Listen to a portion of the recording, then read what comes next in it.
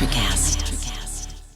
Why wait to see if you'll get something you like this Valentine's Day when you can go to BlueNile.com and find something you'll love? Whether you're looking to treat yourself to a little winter sparkle or show a galentine how much you appreciate them, Blue Nile offers a wide selection of high-quality designs, expert guidance, and free 30-day returns for the ultimate peace of mind. You can even design your own jewelry. Right now, save up to 50% at BlueNile.com. That's BlueNile.com.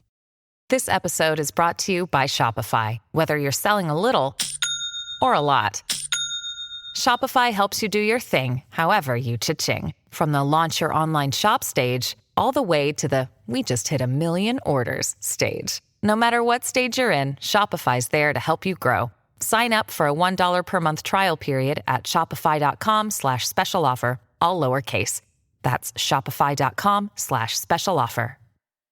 On this episode of Missing the Point, we'll take our first trip around the NBA and take a look at some of the biggest storylines through the league's first 2 weeks. We'll first take a look at the Boston Celtics and whether the combination of Jaylen Brown and Jayson Tatum is the current best 1-2 punch in the league. We'll discuss if the emergence and early impact of Payton Pritchard makes him the steal of the draft, and if Kemba Walker will be able to make an impact when he returns from his knee injury. We'll also take a trip around the rest of the league and discuss whether the Nets' rocky start put the damper on their sky-high expectations. Are Giannis and the Bucks still a dangerous team? And what about the Eastern Conference champion Miami Heat?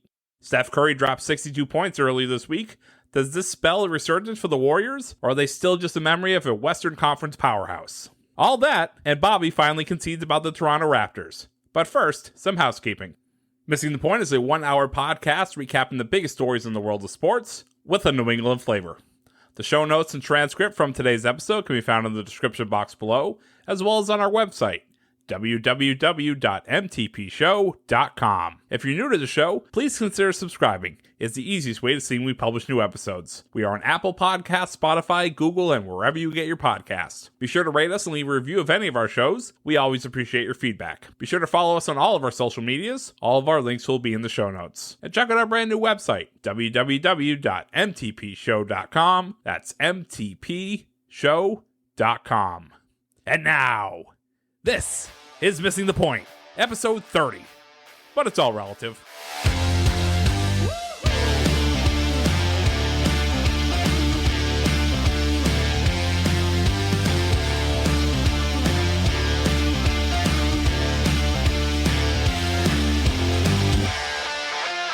Hello and welcome to Missing the Point, the show where we desperately try to talk about sports so we don't have to think about the dystopian hellscape burning outside our very windows. Welcome into our merry and whimsical adventure where it's always candy canes and rainbows. I'm your host, Joe Malkin. Just wanted you guys to know, I know we are sponsored by my wife's company, Little Bit of Heart, who made our shirts. I have to ask, though, please only call in and ask for high-end screen printing on various goods. I need those guys from the Cannibal Association to stop calling and asking, how much is a little? All right, now that we have that out of the way, today we're going to talk about that wonderful old game invented by James Naismith in Springfield, Massachusetts in 1891. That's right, you guessed it, horseshoes. No, that's a typo. So wrong show. Basketball. And in the 2020-2021 season of the National Basketball Association. But first, let me introduce my panel of basketball brainiacs I have with me today who will carry me through this entire episode. First, we have the real BK, and much like his namesake, the real Slim Shady, people are often asking him to please stand up. Unlike Slim Shady, it's often followed by Sir. When the judge says all rise, that means you too. It's Bob Kelly. Bobby, pop quiz. How tall is a regulation NBA basketball hoop? 10 feet. No, I'm sorry. The answer we were looking for was only as high as you can dream. Some call him DK Sizzle, and many have speculated that's because the things he says are all sizzle and no substance. Not actually true. It's because he has a rare condition where his mouth starts burning every time he says the word doorknob. Go ahead, Dave. Doorknob. Ow, dude, why'd you do that to me? Come on. It's because you listen every time. Dave, pop quiz. Who's the only player to ever score 100 points in a single basketball game? Wilt Chamberlain. No, I'm sorry. The answer we were looking for was Wilt Chamberlain, but better luck next time. Guys, let's get right into this episode. If you said yes to that, I would have been pissed. I have a debate for you. I have a debate for us to start off this show, and it involves arguably the two best players on the Boston Celtics, and that's Jayson Tatum and Jaylen Brown. Discuss. I'm going to answer the question that you have right on here. This isn't a debate that we should even be having, okay? It is not a debate. It's these two are the future. No one's better than one another. This is 1A and 1A that we have on the Celtics right now. And I know that's not what you think, but I'm telling you, these two, we're going to have something that the Lakers have, but they had to sign through free agency. These two are going to end up as two of the top 5 best players in the NBA in 2 to 3 years. And I truly believe that. And I think that's the ceiling we see in these past 2 games. I know I'm completely overreacting from game 5. You're saying that Jaylen Brown and Jayson Tatum are definitely going to be as good as LeBron James and Anthony Davis. Not definitely. Did I say definitely? Not definitely. I'm sure. Confident. I have 2 things to point out, Bobby. I just want everyone out there to know, those that have been listening to us since we started this podcast nearly 5 months ago, Bobby, your outlook on the Celtics is so different than your outlook on any other team you're a fan of. And I love it and hate it at the same time. But here's my question to you based on that assessment of Jaylen Brown and Jayson Tatum. You say that they're 1A and 1A. My personal opinion is we need them to be a 2A and 2A because they don't have that third guy. So just like Dave said, you sounded very confident in that. They're not going to be as good as LeBron James and Anthony Davis, but they do need that third guy, in my opinion. To you guys, who would be that guy? They definitely do. And we thought it was going to be Kemba. That was the dice we were rolling. And he obviously, we've talked about this enough, but he obviously didn't come in looking right in the playoffs last year. And we don't really know what he's going to look like when he comes back. I think the guard play has been pretty good by the Celtics so far this season, but the thing that's been saving us is those 2 guys playing super well.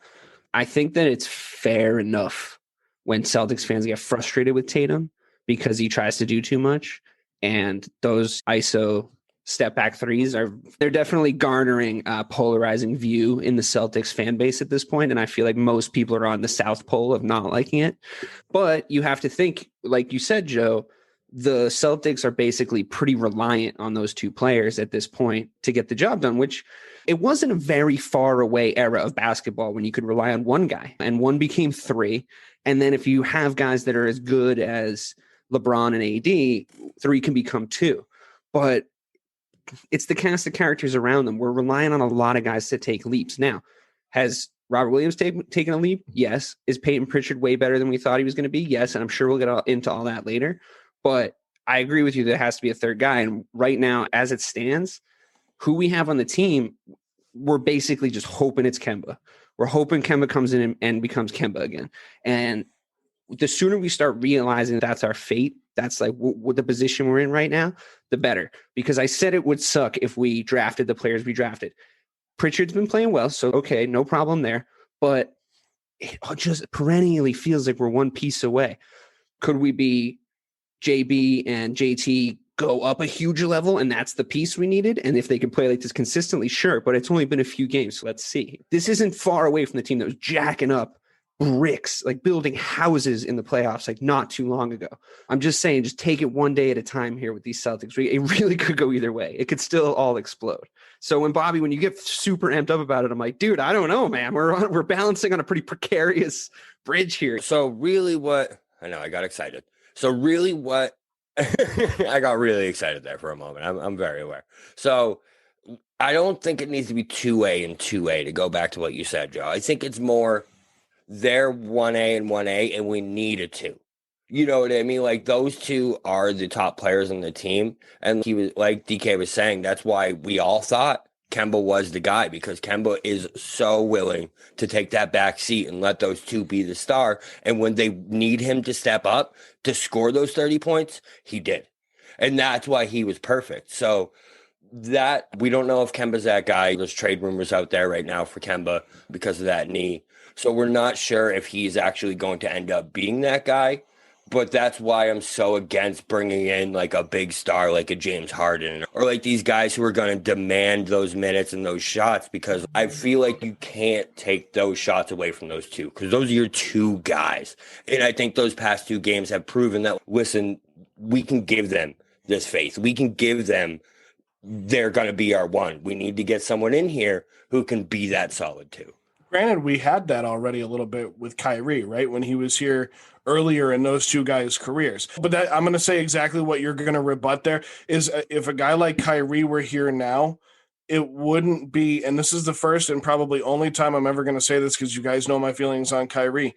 It was more helpful than it would ever be now if he were on this Boston Celtics team with these two guys now. I think personally, this is what Brad is trying to do, is what you just said, Bobby. He's trying to, over the long run, build his teams like he did at Butler for all those years at an NBA level, if that makes sense. And you have those two pieces, and now he wants to find those really good role players and bench guys so that he can have, Dave, like you said, two guys that run this. But let's talk about Kemba because he came up. Are we worried a little bit about that knee? What do we think the team is going to look like when he comes back? And does he come back? Because even 9 hours ago, there were articles on him being moved and possibly for James Harden. So what are our thoughts on Kemba in that sense? I would love it if Kemba came back and he was the same guy that he was before, because I think he has like everyone's talked about this, the identity that he has fits really well with the Boston Celtics, like the kind of guy that he is. It seemed like the exact locker room presence that we needed in response to the Kyrie debacle.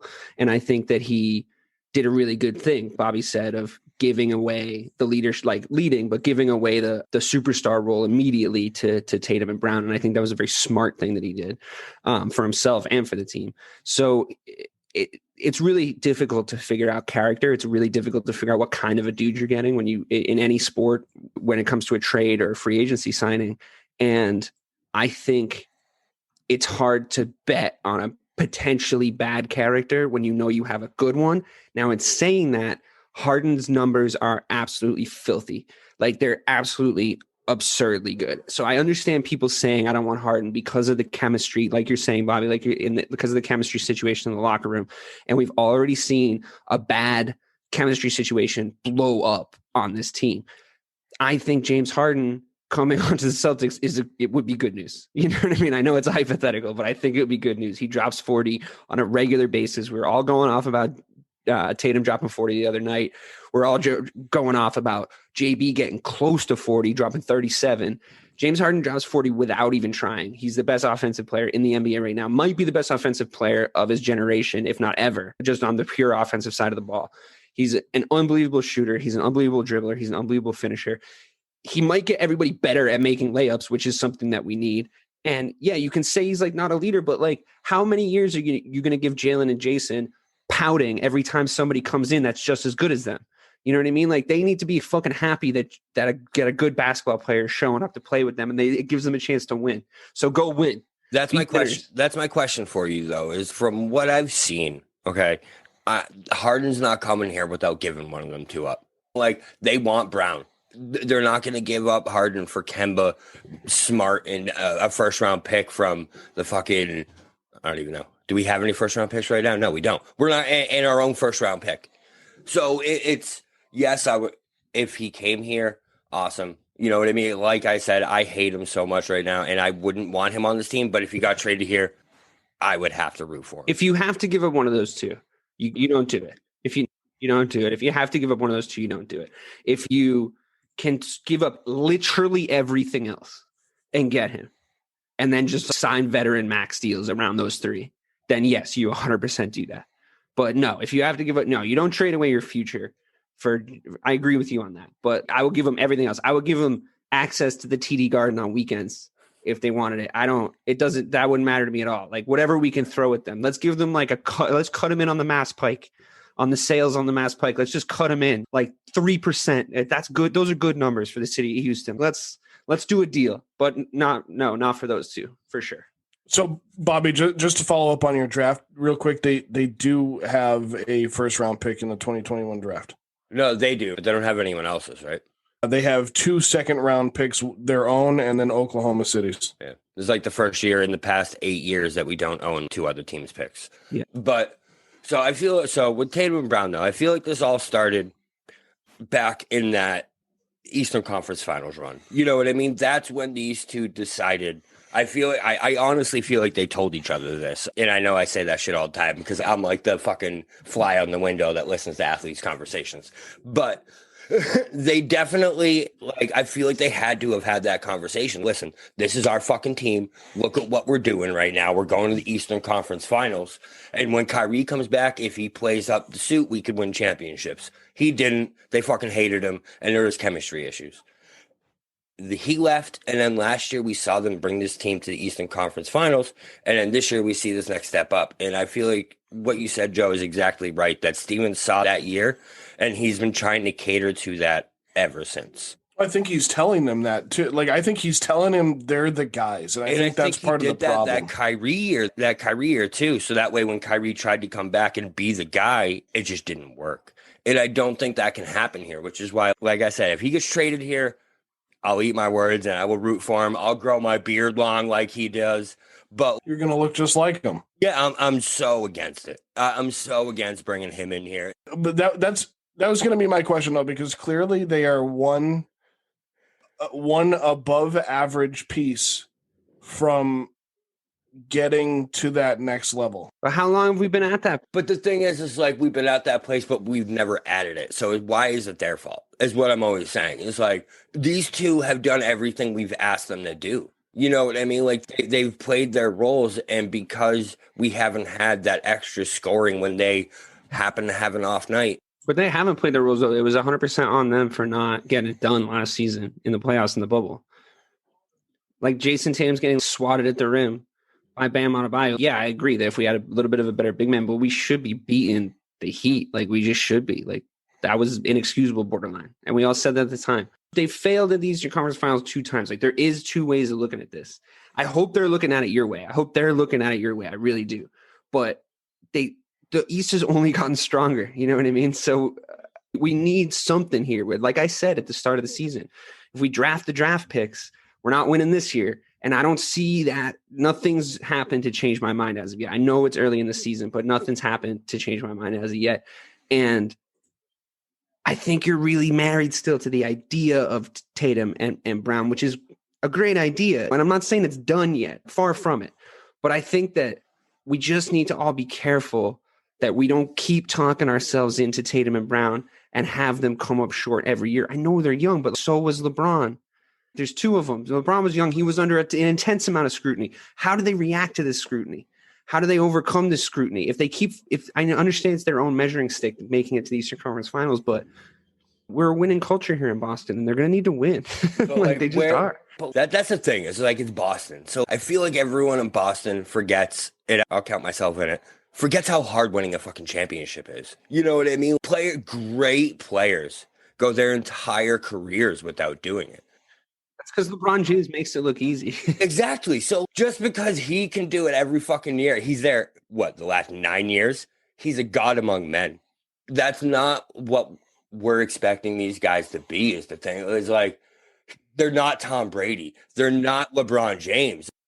But if you want to talk about matchup nightmares, like if you can't get past Bam Adebayo and Jimmy Butler, you sure as shit are not getting past LeBron and AD.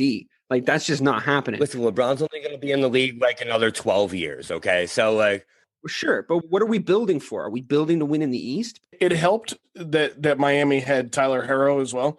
So that was definitely a big part of that matchup issue. And it just looked like the Celtics really had given up towards the end. Like that last game, I don't know. We were getting beat up at the guard position, like said many times. And yes, all right, let's talk about Payton Pritchard. Like it's great that he's here. Like I think he's definitely surpassed expectations. I think that I love his game. I think he's super confident. He runs right at guys. He doesn't care who's guarding him, which is a great quality in a rookie. I've basically never seen that.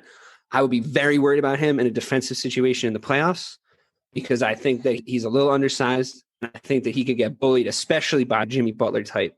I think he get tortured by Jimmy Butler if they play the switches. So I don't want to become overly reliant on Pritchard being on the floor most of the time. I'm good with him coming in and shooting, which is what he's been doing like really well. Like he's coming in, he's making his shots. And if that's what we're missing hugely offensively against the Heat, like you said, Joe.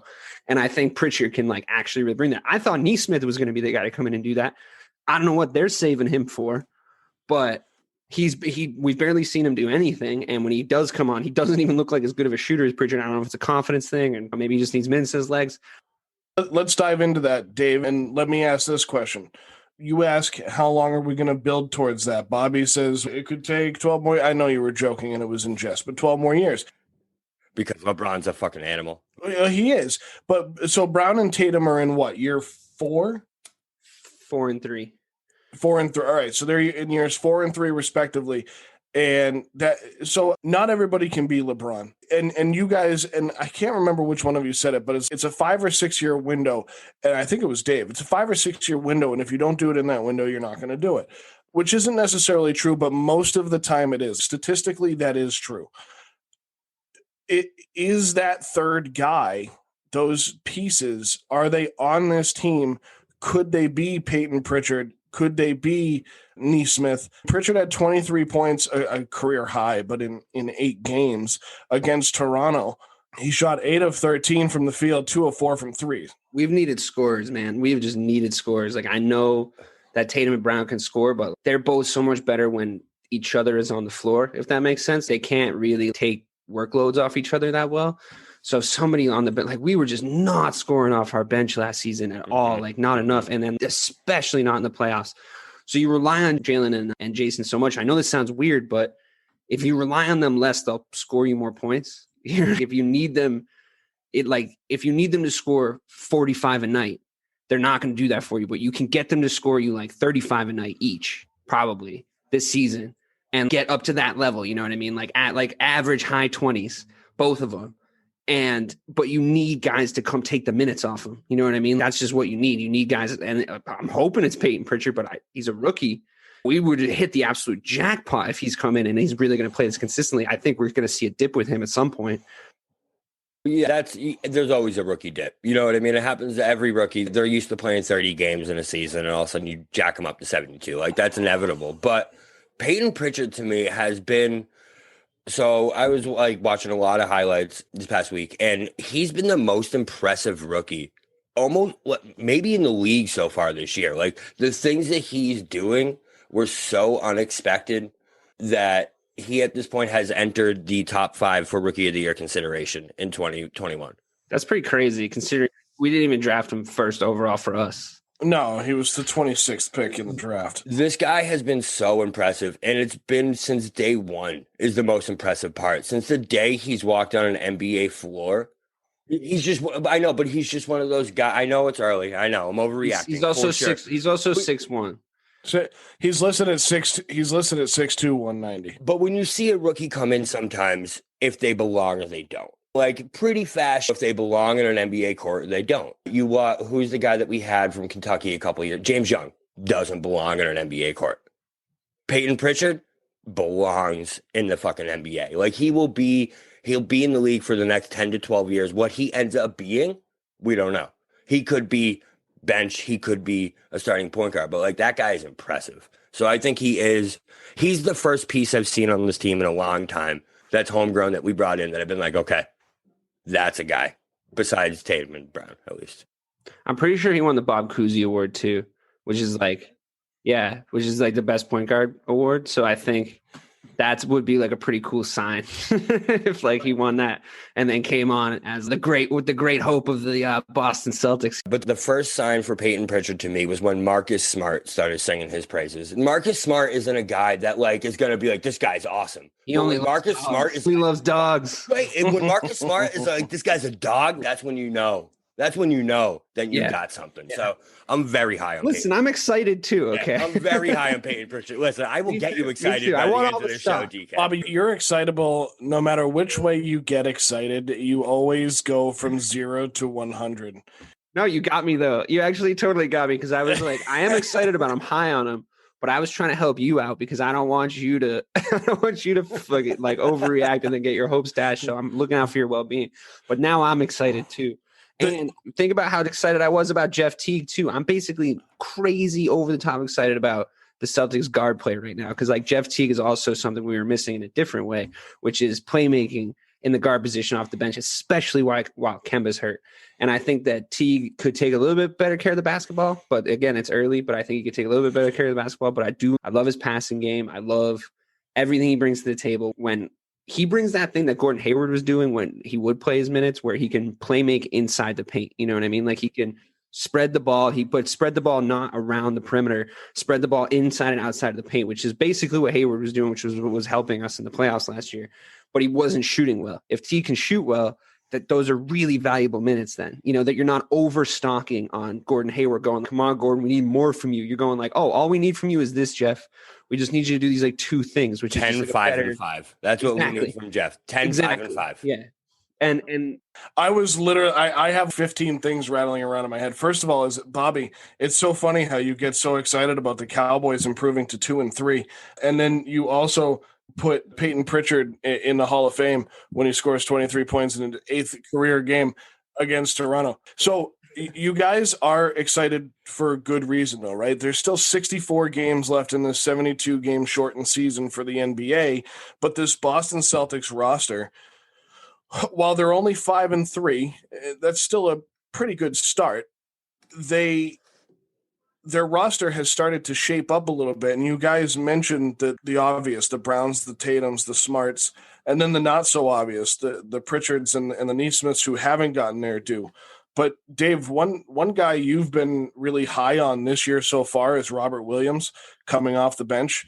In 7 games, he hasn't started a game. He played 29 games last year, 32 games in the 18-19 season. He's played a fourth of the games he normally plays, and all of his numbers already, Dave, off the bench are exponentially higher than what they were. Why are you so high on him, and what do you see him giving the Celtics?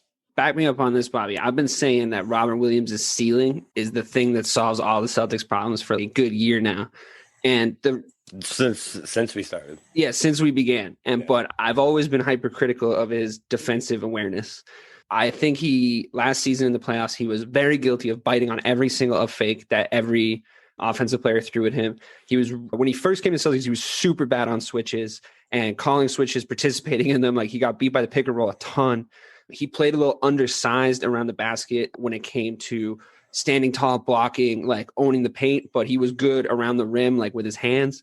So you could see the things he could do, right? Like he's super long. He can get to the rim really easily. He can block the ball, not the man, which is like a very useful skill set. But we need him then moving in that 2-3 zone a little bit better. We could have beaten that zone no problem against the Heat if Robert Williams could move in the paint as well as he's moving this year. And I don't think he's at a ceiling yet, because I think his ceiling is crazy high because of his physical abilities. You can't teach that stuff, but you can teach the defensive stuff. And I think that he's been working on learning it, and he looks a little bit better, a lot better, actually, a lot better. And I'm still hopeful because his ceiling is so crazy high. If Thompson can help him too, play a little bit of that big boy, big body basketball and teach him a little bit more of that, how to use his body. And he's still got a little growing to do. Like he can still muscle wise, he can still fill out a little bit more. Like he's pretty young. So that's the guy.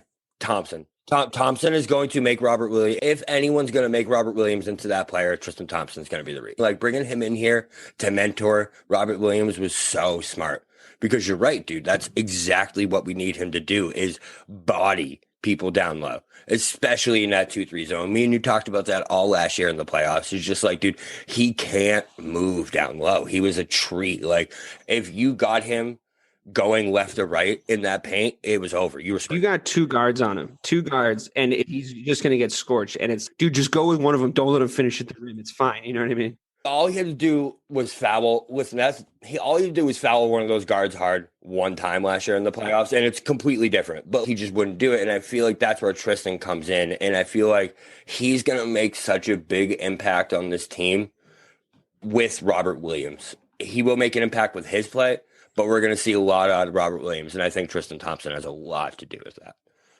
So, Bobby, right now the Celtics sit at 5-3 as we record this on January 5th, which is a Tuesday. The Celtics will be taking on the Miami Heat tomorrow in Miami. after closing out a road trip after they beat the Tampa Bay Raptors last night down in Tampa, Florida. The Celtics are 5-3 in fourth place, just behind Philly, Orlando, and Indiana. You guys predicted them fourth in the preseason prediction show. Are they playing up to those standards for you so far? Yeah. What I said at the beginning of the season, 6-4 in the first 10. We had a very tough first 10 games. If we can get out of this first 10 games of 6-4, I see that as very successful. Right now we're 5-3, so we're literally right on that pace. So yeah, I completely see it as successful. The development of Pritchard and Robert Williams is the most promising thing so far in this season. Then you add in Tatum and Brown scoring was Tatum's career high? I don't think it was Yeah, it? I think it was actually. Was it? So career highs on back-to-back nights. Actually, no, he was almost. No, I'm sorry, I'm wrong. He was almost at his career high. Isn't He it was like 47 is the career high, something like that? Yeah. So close to career high and a career high on back-to-back nights. I think that we're definitely heading in the right direction. We're going to compete for a title in the Eastern Conference this year, barring injury. And I don't think that's up for debate anymore. I think that we are one of the top 4 teams in the East. No doubt about it. Yeah, I think that it's tough with this team too, because you have to still keep figuring stuff out as you go, because everyone's games change in leaps and bounds, and because it's a lot of the same personnel, but a lot of those personnel are playing very differently, and we have a completely new supporting cast of characters. You're gonna have to give them a few minutes to get their stuff together. You know what I mean? Everybody's giving Brooklyn like as much time as they need to get it figured out with KD and Kyrie, but really that team's the same except for those two guys. We changed out a bunch more pieces. So with the way the Celtics play basketball, with the minute allocations that Brad especially likes to play with early in the season, because this is playoff training for us. You know what I mean? Like, we know we're a playoff team. It's established that we're a playoff team. So the regular season, we use it to work out our rotations, work out our defensive assignments, but it's really difficult to do that, especially this early in the season with the truncated season. It's really difficult to do that when guys come in and say, oh, wait, shit, he's a lot better than we thought he was going to be. Oh, wait, he's a lot better than he was last year. He needs more minutes. He needs less. Like, this is stuff that you have to really get acclimated. And like Bobby said, it was a tough first 10 games. So overall, I'm actually really happy with them. Again, I always say I still think we're one piece away, but if Bobby's world comes to pass and Tatum and Brown become the players that he believes that they can be, I hope they can be, but I don't know if I believe it 100% yet. If they do, then yes, absolutely, the world is our oyster. We can 100% beat anyone we want. And I am, but yeah, the answer is yes. I'm very happy with our first. The thing is, to add on to that, is we're not even close to full strength right now. Not even close. Marcus was out last game. We still have Kemba to come back, and obviously that'll change chemistry and how things play out. So we'll have to get used to that again. But this team still has another level to go to. We still have another level where we're not relying on Pritchard to do that. We can have T go and score 10 points a game. We can have these pieces that are role players actually be role players if Kemba can come back and score 18 points a game. So there's still another level. Sorry. I'm really excited. No, you're good. I was just going to say is that the hope is exactly that, right? That they continue to get better, that those freshman slumps don't occur with Pritchard, and Nesmith sees more time. Williams continues on the path that he is, and Tatum and Brown stay healthy and continue to play the way they are. And whether Walker comes back or they trade him for something, I hope and that Brad and Trader Danny have their wits about them to not bring in a guy like Harden or Kyrie, and they go find a piece that's going to complement the guys on this roster, because 5-3 through 8 games, I honestly think when I saw the schedule that they were playing in Miami tomorrow, I know there's no fans there, but it's still a road game. So that's a good test for this team right now. They've had a tough schedule these first 8 games, as Bobby and Dave both just alluded to. This is a very good test for this team right now, playing the way that they are. So Miami's even better than they were last year too. Yeah, absolutely. That's a spicy matchup. I want to see that. Yeah. I want to see that game. I want to see where they're at. I want to see we got our muscles warmed up. Let's see what they got. Like, they knocked us out. We definitely didn't take them seriously enough last year. We're definitely going to take them seriously this year. So let's see what happens. Let's see how those matchups work out. But like Bobby said, we're not at full strength. I would be real excited if Jayson and Jaylen play at this level consistently for the rest of the season, and Kemba Walker comes back as himself. I would not be afraid of Miami. I would be just as bullish with Miami as I was going into the playoffs last season, because I think if that scenario happens, we're 1,000 times better than them. The thing with the Celtics, too, is we're also frustrated with those last-second Tatum shots. If Kemba Walker is healthy and in there, he 100% has the ball in his hands. I think Jaylen. I think we need to start grooming Jaylen for the last ball in his hands, last guy. It's Kemba's ball, 5 seconds left if he's healthy. If he's there, I will never feel bad about him having the ball in crunch time. Totally. And he is that guy for sure. But when it comes down to it, like right now, practicing who should be the guy, I think it should be Jaylen Brown. Why? Because he goes to the rim and he makes good choices. He can decide what to do with the ball when he gets in there. Maybe he'll pass it to Kemba for a shot. Maybe he'll pass it to Kemba early in the clock. Maybe he'll go to Jayson in the corner. Maybe he'll go to Jayson like at the top of the key. Maybe he won't take a 32-footer. Maybe, yeah, he won't do that though. Don't give the ball to Smart to fire up 23s a game. What he might do is get fouled and miss both his free throws, though. That would be what I would be nervous about, because he needs to really work on his free throws. But I think for me, it goes sure. If 1 and 2, Jaylen and Kemba, but not Jayson. He's just a bit annoying me lately with the last shot shenanigan. Now, of course, I have one more question on the Celtics, because we talk about the offense. You mentioned the possible defensive ineptitude of Payton Pritchard, but that brings up another point with this Not team. ineptitude. He's just small. Sure, that's where I'm going with this. I should say the vertically challenged Payton Pritchard on the defensive side of the ball. We don't have a lot of size on this Boston Celtics team. That's still a problem, because if they don't go out and find a big man, they don't have any size. So that's a problem throughout the entire year, correct? Yeah, like I said about Rob Williams, Tristan Thompson's come in, and that's going to be definitely going to help with size and rebounds, especially. We're getting killed on the glass. And I think Bobby made this point, so I'm just going to steal it. He made it a few shows ago back in the playoff time. If we had a Tristan Thompson type or a Miles Turner type, which would have been my preference, but if we had that type on Bam Adebayo for an entire series, and he's chopping him and he's slowing him down and he's catching him coming around the corner and he's just on him, just like hand fighting, just doing all that dirty down low work like Tristan Thompson does, then Bam Adebayo is not getting up for that block on Jayson Tatum, most likely. He's just going to be too beat up. He's going to be too discouraged. He's going to be too preoccupied with what Tristan Thompson's been doing to him for 6 games. And he's just not going to be able to get up there and make that happen. That's a huge thing. I do think that they addressed a lot of the holes that we had on the bench, but the bench doesn't win you championships in basketball, unfortunately. It helps you get there, but you need your guys. And it's really all going to come down to them.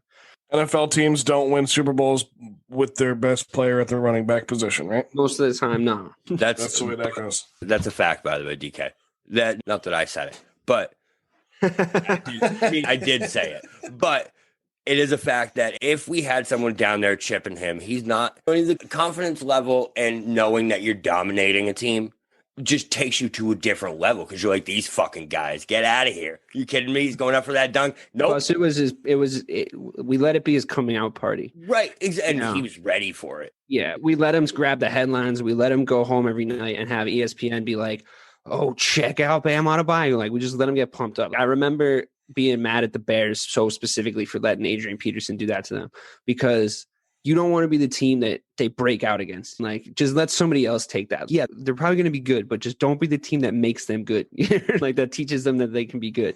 Don't be anyone's stepping stone, please, for the love of God. Don't let that happen again. If Tristan Thompson was there, he'd be like, there would have been at least one game where he went, not tonight, though. He would have seen those same ESPN shows and them go on, this dude, and he would have been like, not tonight, though, just tonight. And that's all you need. If it took him getting kicked out of the game, he would have done it. He would have been in his head. Something would have happened. We needed that Marcus Smart type presence in the front court, and I do feel like we got that. I do Tristan Thompson for that. Again, I would have liked Miles Turner better because of his skill set, but don't tell Tristan Thompson I said that. So moving on, Craig, I have a question for you. Have you done your Christmas shopping yet? Oh, many times. Many times. Are you still doing your Christmas shopping? Gotta get ready for next year. Are you ordering from Box Toe Crafts? I am ordering from Box Toe Crafts, even though I have no children. Actually, you know what? I'm not going to get for my kids. I'm getting it for your kids. Wonderful. They're both crazy maniacs. Have you used the code MTP at checkout for 15% off your first box? I have not. That's actually a pretty good deal. Yeah, you should try that. Although I will have to do that soon because orders are running out rapidly. You haven't done it? Not yet. They're going to be pretty mad at you, bro. They sponsor our show. I don't know if that... that really goes well. You're always forgetting. You forget about the New Year's Eve party that you plan. You forget about the sponsor that you do the spots for. I don't know what we're gonna do with you. That's what I'm telling you. On the outside, I may only be 32, but on the inside, I am like pushing 78 or something. I actually completely understand what he's talking about. Yeah, that's because we know you've been 40 since 2008. So Bobby's 40. Craig can't remember anything, and David's just you and me now. You and me against the world, buddy. That's right. That's it. That was a pretty good Boxo Crafts read right there. You like that? Yeah. So Boxo Crafts, we can't wait to see you create $15 off your first box, MTP at checkout. So guys, let's get into a different topic other than the Celtics, because I think we've sufficiently broken down the Boston Celtics.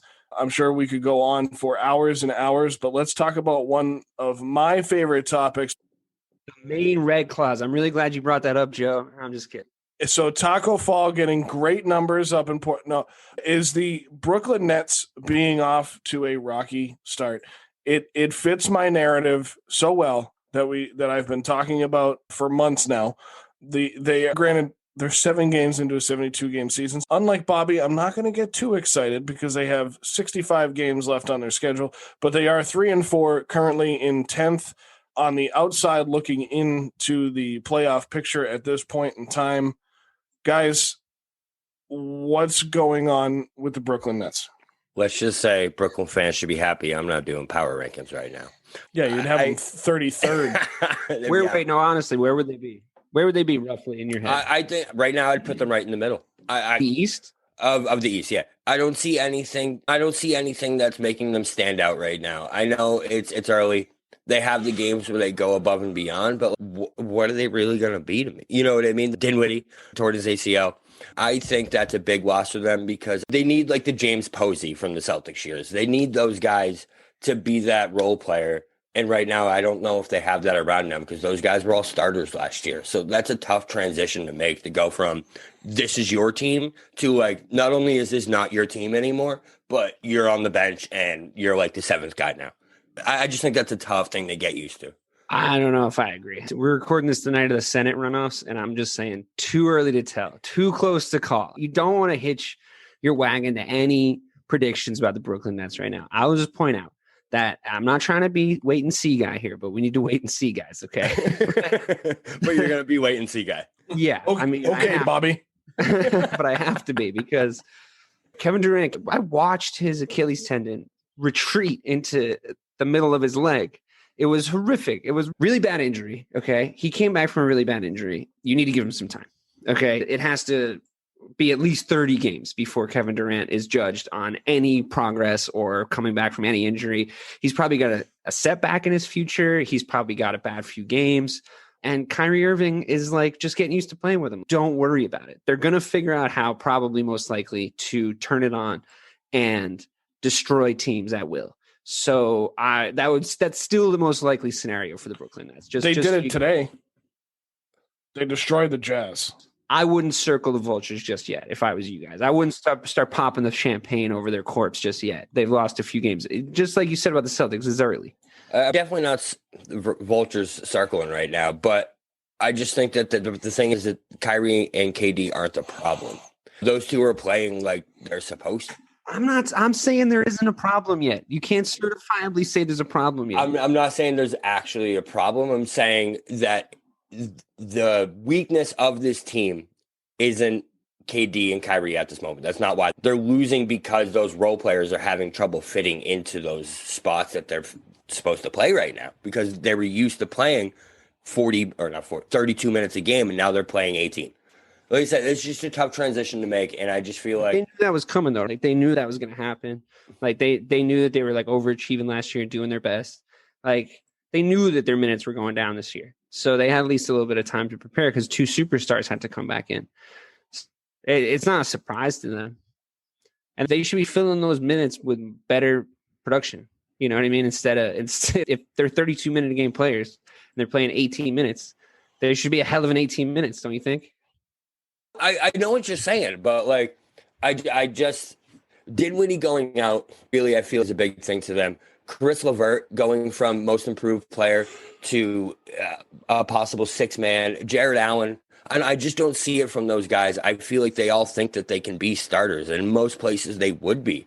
So I just feel like the chemistry of this team is just going to be off all year. And I'm with Mike at this point. I know I was so against it at the beginning, but I really feel like this team is going to finish in the middle of the Eastern Conference. So I'm the only one on side with the Brooklyn Nets now at this point. Basically, Joe hated them when Kyrie got there. Oh, I have them finishing 16th out of 15 teams. Listen, I was completely against Mike when that all happened, but like just seeing them, man, it's just I don't see that cast working for them. That's great. I actually love being on my own for stuff like this. So I'll just be over here with Kyrie Irving and Kevin Durant. I feel perfectly fine about this situation. Are we gonna do this the entire basketball season too? Probably. Oh, yeah, absolutely. So my next question is, because I think I know Dave's answer to this based on what he just said. But Dave, are the Nets the team to beat in the East, or is it still Milwaukee? I think that they're better than Milwaukee. I don't think Milwaukee are that good. I have never really been that scared of them. I know that we got swept by them. Wait, did we get swept by them, or was it 5-1? Or 4-1, I mean. 4-1. 4-1. Yeah, okay. It's a strike. Because we won the first game, and it was like, oh, here we go. And then we just got our asses kicked. Yeah, okay. It's all coming back to me now. Okay. Still not scared of them, by the way. I just think Kevin Durant is, like, so good. I'm such a big Kevin Durant fan as far as, like, his game. And I think he's a winner. And I think Kyrie Irving's also really good. Like, I know we all hate Kyrie Irving now, but I just think he's really good. So if that means they're the team to beat, I'd like to think that the Celtics are the team to beat, but that's probably not the case. It's definitely not the 76ers anymore. That's done. That process has ended. And I think, yeah, I guess they are. But it's the East. So they wouldn't be if they were in the West. I'll say that. But yeah, I would say they are, because I don't think Milwaukee are that good. And Kevin Durant's here, guys. He's really good. Don't forget. He is really good. He's still coming off an injury. Kyrie is still at some point going to implode that team somehow. But Bobby, what do you think? Is Milwaukee the team to beat in the East, or is it somebody else? Is it the Nets? It's neither of them. I think the team we're all leaving out is the team that won the East last year, and that's the Miami Heat. I think they're the team to beat in the East, and I don't think there's much doubt in my mind. Matchup wise, that's so tough for they're such a bad match. Or the Nets are such a bad matchup for them, though. Because like they can't do anything about Kyrie Irving. When do they play the Nets? I'm very excited to see that. Yeah, game. I want to see that too. I'm very excited to see that game. I want to see that too. I think that's a tough matchup for them. But if anyone, I just feel like the Heat can get around tough matchups just because of who they are, because of the style of basketball they play. Because if they find if you're lacking for 10 minutes against the Heat, you're down by 20, or they go on like a 20-2 run. So they're just that kind of team that like if you're not playing your best basketball, you don't stand a chance against them. You need to play your best basketball every single night against this team. And not only did they win the East last year, but then they brought in the number 2 guy for Rookie of the Year, in my opinion, and that's Precious Achiuwa. This dude is unbelievable, man. I don't know how he fell as far as he did in the draft, but he's a baller. He's awesome. It sucks how much stronger the East is from last year. I felt like last year was our shot to get out of the Eastern Conference Finals. I still don't think we would have beat the Lakers, but that was our shot to get out of the Eastern Conference Finals, and we blew it. And they're even stronger than they were before. You're right. I think we're better than we were last year too, though. And I think that we'll beat them if we see them in the playoffs. But we'll see how it shakes out. That's crazy how literally every single contender in the East this past year went up a level going into this year. Well, it was easy for the 76ers as the worst contender to go up a level because all they needed was somebody who could coach a basketball team. Even a little spacing. Imagine, look at what a little tiny bit of spacing does for a team. They still always had good players, but like they were so pathetic in last year's playoffs that I'm glad somebody's there to help them because it was just looking bad. It was fun. That matchup with that rivalry was fun because we always beat them, but at least they looked like they were like good. I do see in Seth Curry, Steph's brother, play a prominent role on a team. He hasn't been able to play a role before. And I think he's underrated. Yeah. I just went there, Joe. Steph's brother. It's just so, yeah, exactly. It's so funny. I just love seeing that. I love the bloodline stories. I always have. I want to see a Seth shootout night when it comes to Philly versus Golden. Steph would still win. He just dropped 62 points. Oh yeah. We'll get there. But my next point, and I'm going to totally point out the obvious here, but to that conversation we were just having of how good the East is getting, this is the LeBron James effect. And I don't know if that's been coined yet, but I'm going to coin it right here on this episode of Missing the Point. Every year LeBron James was in the East, there was a couple of teams that would try and get there and beat Cleveland or Miami. Then he goes to LA. Now there's a couple teams that are going to try and compete with LA. But when he was in the East, every team in the West started to get exponentially better because all the players were going out there just to get the opportunity to play against LeBron in the finals. Now it's happening in the East, and you're going to see it as long as he's in LA, that the Eastern Conference teams are going to get better just for that opportunity to play him in the finals. I don't think it's because they want to get better. I think it's because they're like, I don't want to be in LeBron's conference. Well, no, sure. That's what I mean. They don't want to play LeBron all year. They'd rather play him at the end. Yeah, it's just like, I'm glad to see the West have to deal with going through LeBron James now because I had to put up with it my entire adult life. So I'm really glad that like they have to deal with that bullshit now because turns out, newsflash, he's really hard to beat because he's the best basketball player of our generation by far. Wow, Dave, you know what it's like to not be a Patriots fan and not be a fan of a LeBron James team? That must be a very interesting existence for the last 20 years. Yeah, like I hate LeBron James for the years of misery they put me through. Although I will say I saw live the game where Paul Pierce went toe-to-toe with him and just started absolutely draining shots in his face. And I was pretty close to it when he like ripped off his Cavaliers jersey for the first time and threw it away. But I was like, I saw that. And then Shaq was playing for the Cavs at the time. And I thought I saw Shaq's last ever game in the NBA.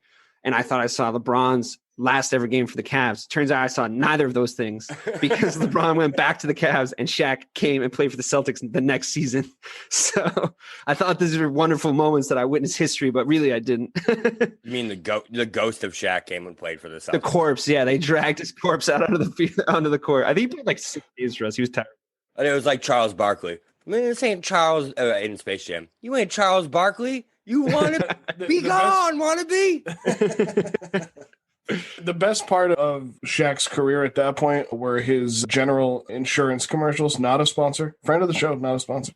That was probably the best part of his late career. Now I just like listening to. Oh, I forgot about those commercials. Now I just like listening to him and Charles yell at each other on live TV. It's hilarious.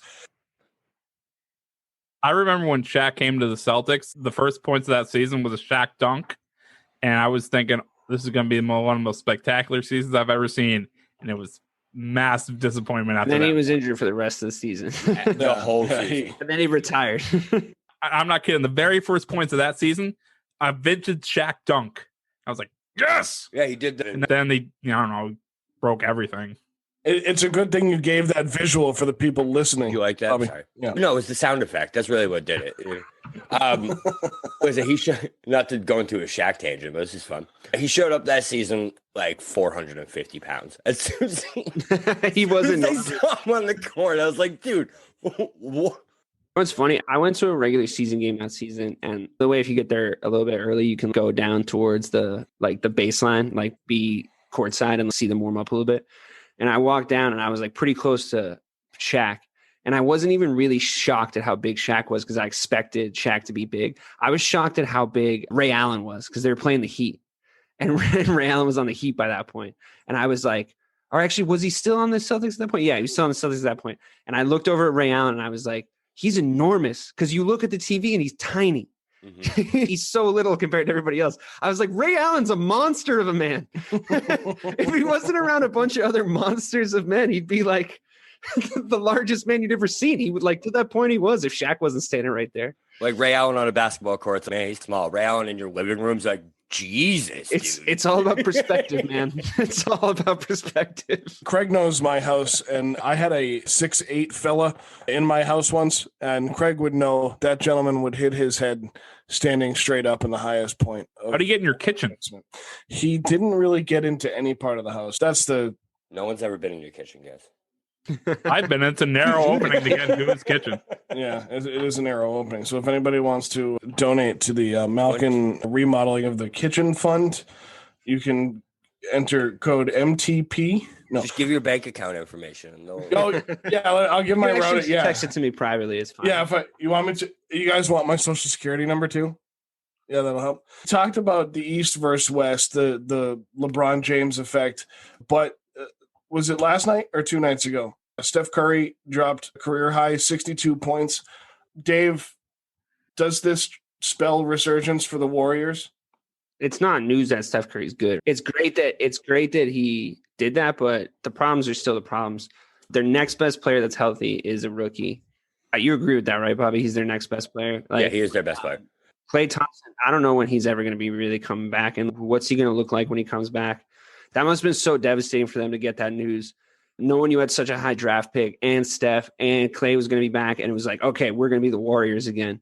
And I don't know, man. I just think, I know it sucks for narrative, but Klay going down, like, that's their season, dude. That's just their season. They knew it too because they panic trade for Kelly Oubre, which put them that trade. Actually, I read something the other day that cost them. He gets paid $10 million, but it brought them over the luxury tax. So that trade actually cost them like $48 million. Yeah, and he's not Klay Thompson. Kelly Oubre is not good. Like, you know what I mean? Like he had a good first game, I think, and then he hasn't done anything. He's all right. He's like a Marcus Smart, or like he's right. I'm saying Marcus Smart's not good. I get it. He's in that tier. I understand. Klay Thompson's like in the same tier as Steph Curry. Exactly. So like that's the level that they're going to, is they're replacing Klay with Oubre. So that's why if the Warriors have a chance, Klay needs to score 40 5 out of 10 nights for them to be able to get like a top 6 seed in the West. But just him being there to worry about, like Steph doing it all by himself, like he's not injury prone either, and he's coming off an injury too. And hand is made of glass, so he breaks it like every year. It's such a big setback for them, and like now the West is so much stronger. You have to think, this is obvious to say, but like basketball sort of is reacting to the Golden State Warriors right now. All the other good teams are basically built to beat the Warriors, but you don't have to beat them anymore in that same way, because like and I got to give them credit, like they changed how people play basketball. Like, you needed to have really good shooters. You remember the Orlando Magic, the Stan Van Gundy Orlando Magic, like trying to build a team around spot up jump shooters, like just didn't work before, until all 5 positions are super fast. All 5 positions can pass the ball. They can move up and down the court faster than anyone you've ever seen. And they all make all their shots all the time. Like they don't stop. Like Steph Curry just doesn't go through cold spells. So now that they're a little weaker, their cast of characters a little weaker, Draymond's a little older. Yeah, Steph can go up for 62, man, but like the West is so tough. I think they'll finish higher than they did last year because I think they came in last, but because Steph's healthy, but they're not going to go. Like they'll get absolutely waxed by the Lakers. There's about 3 or 4 teams that beat them in the West now, I think, in the playoffs. Look at the teams. If the Suns are the team that we've seen so far, the West is so much better than it was. The Suns are so good. Dude, they look so good. Paul and together are just a duo that's... But I think that Chris Paul does that, though, to a lot of teams. He flatters to deceive. He comes in, he gives them a really great regular season, and then his body breaks down in the playoffs, and he's just not there when you need him. And, you know, his ass is so goddamn big. That's why it's so hard to move him off the ball and everything for his size and everything. But I say that he does that because he's done it to a couple of teams now. So, Thunder last year, yeah. Yeah, I wouldn't get too excited about the Suns, but hey, they're a really good team regardless of him. And he really definitely fits in perfectly there. But he fits in everywhere he goes. He always finds a way to fit in and play really well. So if he can stay healthy, sure. But I'm not banking on that. But then the Lakers, better than they were last year. Clippers, same as they were last year. Pelicans, probably better than they were last year. Jazz. The Clippers might still figure it out, dude. Kawhi and Paul George might figure it out. Like Paul George might stop sucking. Like he keeps saying, every night I feel like it's a press conference. Paul George, I promise I'll stop sucking soon. Continues to suck, but he might stop soon. Who knows? The West is tough, dude. It is tough. It's tough out there. There's a lot of good teams out there, and as you guys are mentioning them, I'm looking at where they are now currently in LA, Phoenix, and LA are all 5-2. 1, 2, and 3. Clippers, Suns, the Lakers with their win over Memphis will move into first at 6-2. Golden State is at 6th. Bobby, Ray and I predicted them to finish 7th. It sounds almost like you're higher on them than that, and Dave would have them right about there. Am I correct in that assessment? Well, I'd say that's about right. I think their goal for this season is to at least make that play-in tournament. If the Warriors can get into that play-in tournament, let Steph shine a little bit, let people show that he's still here, he's a force, and maybe he leads them to a couple games. Maybe he gets them in and they like losing 6 to the 1 seed. That's their goal this year. So 6 through 9 would be where I would put them this year for sure. Somewhere in that area where they're right around the border of missing the playoffs, maybe in, maybe not. But I think those 5 teams that are ahead of them right now are better than them. The Jazz, the Pelicans, the Lakers, the Suns, and the Clippers are all better than them. So that's a lot of teams to have be better than you. But then You know? the thing is, though, then you look underneath them and there's teams that are underperforming who are also better than them. I think the Mavericks have the potential to be better than them. The Mavericks are definitely better than them, yeah. And the Nuggets are definitely underperforming so far. But again, it's early. They have Jamal Murray. They have, I don't know why I keep forgetting names tonight. What's the white guy's name? Jokic. They have Jokic. Oh, yeah. So, like, yeah, honestly, I think you're right. Looking at it, I think they'd be lucky to get the 8 seed. yeah, if their goal is to get into the playoffs, if the Warriors can get in this year, that's a success for their season without Clay, Totally. for sure. It just sucks because was not the case before Clay went down. But obviously, that's gonna. Yeah. Another team that could be lucky to get in, if we can extend this a little further, because I know this is a great topic between the two of you, is the Tampa Bay Raptors of Toronto, or the Toronto Raptors of Tampa Bay, have been very disappointing. They're 1-5 to start the season. Is this a playoff hangover? Dave, are they having a problem No, playing they south stink. of the I border? told you guys they stink last year. They stink. They're not good. They were only good because Kawhi was there. I fucking said this last year. It was the biggest argument of the entire playoffs. Turns out they do because the Celtics beat them, and the Celtics should have beat them in 4, but Joe jinxed them all the way to 7 and or 5 or whatever it was. And then the Celtics got beat by the Heat. So they're not even as good as the team that lost in the finals.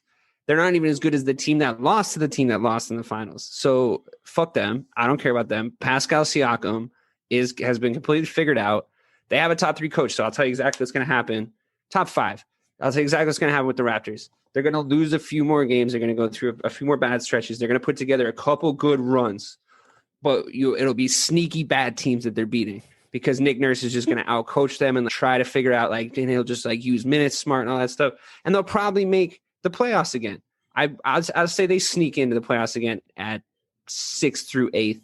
And then they're going to get waxed by whoever they play immediately because they suck. Sorry, Bobby. And also it doesn't help, I will say in their defense, that they have to play in Florida and not at home, which is worse than not having any fans because they're not even where they live. So that is tough. No, I don't want to Oh, you're going to concede. Yeah, I am going to concede here. The Raptors this year, they're not even close to the team they were last year. So they lost one of the most physical defenders in the NBA in Serge Ibaka, and brought in Aaron Baines to replace him. Oof. Okay. So that right there, any kind of inside presence, any kind of worry that anyone had down low is gone. And that completely takes away from what their strength was, their guards, Fred VanVleet and Lowry. You can't not have a down low presence and have 2 guys under 6'2" be your best players. That's just not going to work. Never will. Never has. I'm glad you finally come around. Now, never disagree with me again. They lost a big piece. Also, Pascal's out right now. So, he is hurt. So, the 1-5 is a little deceptive. Has he been hurt all year? He's been, I think he's been out last week. Yeah, I think he's played. And I feel like he has not played well. But maybe he's playing hurt. I don't know. I'll give him the benefit of the doubt. You know why? Because they're not our problem anymore. Because we're probably not going to have to worry about him too much coming postseason. If he was playing hurt, it was his groin. So, I don't blame him for feeling bad or playing bad. Terry, you hurt your groin, bro. That's pretty rough. I know. That's him a right rough in injury. the pride, dude. But yeah, so I'm going to concede this one. Speaking of pride, I'm definitely conceding this one because this team is not even close to the team they were last year. Remember last year I was like, they're basketball porn. Now they're like the porn that you're like, oh my God. And you got to shut the computer. No. I don't think a lot of people understand that or will admit to it anyway. But Bobby, that's why we have to see these things out. You can't just make it take and stick with it. You got to see the things out first. So exactly. You got to see it and then react. And then be wrong the whole time and then be wrong at the end. Right. You have Just to be wrong right at the end. and then be wrong. That's how it works. I do want to talk about my surprise team of the entire Eastern Conference, and I think they are going to be contenders, and that's the Atlanta Hawks. Last thing I'm going to say is I think this team is real. I think they're here to stay, and I think that they will be in the top 6 in the Eastern Conference. Just for funsies, of the 2 emerging teams in the Eastern Conference at the start of the NBA season to attach our bandwagons to, just for fun, I'm going to take the Orlando Magic in that same vein. I think that they're legit. I think they have good players. They've won some games. I think fun. Yeah, they're very fun to watch. Yeah. And I think we should watch that narrative because I think it's going to be the Magic that get good and finish higher than the Atlanta Hawks. And Bobby thinks it's the Atlanta Hawks. So tune in to find out who's winning, listeners. I can't wait to fight. I can't wait to fight with you over this. Yeah. We always have competitions on Missing the Point, whether it's who we want to take out of the NFL Hall of Fame, still Troy Aikman, or if it's every episode. We're talking about basketball. You're right. You know what? I'm sorry. Thank you for teaching me to basketball tonight. Guys, that was a lot of fun. I learned a lot. I hope you guys did as well. We've obviously broken down most of the league, definitely the Celtics. My name is Joe Malkin. I'm your host. Thank you to Dave Clark and Bob Kelly for joining me tonight on Missing the Point. We want to thank Craig D'Alessandro, our EP, even though he didn't keep time of our episode, which he normally does. We think he didn't even go with the beanie tonight. He went with the hoodie. So I think he's just Belichick, and he's checked out, and he's sitting on his couch in his vacation home in Nantucket. Hey, I'm surprised his dog wasn't sitting there. I was about to say my dog's doing the draft. Your dog's keeping the time for us. So, guys, thank you very much for joining us. This has been another episode of Missing the Point, and we'll catch you next time. Are you a fan of classic cinema or a young person who wants to discover the best films of all time? Do these legendary movies still hold up? On the Generation Film podcast, two guys who grew up when movies dominated the culture share a great film with a panel of young movie lovers and see how it plays for today's generation. We discuss changes in storytelling styles, representation, The making of each film, its initial reception, and how its meaning has changed over the years. Join us as we explore cinema classics across generations on Generation Film. Electricast. Welcome to Ringside with Ray and Prince. My name is Ray Leonard Jr. Oh, is that the set? No, that's just my dad. My name is Prince Daniels Jr. Daniels again with a big home touchdown. On this show, we come to humanize Athletes, entertainers, business executives. We're going to see what makes them tick. Tuesdays, 10 a.m. Pacific time on Spotify, Apple, Amazon, and wherever you get your podcasts. We'll see you there. Peace and power. Electricast. Electricast.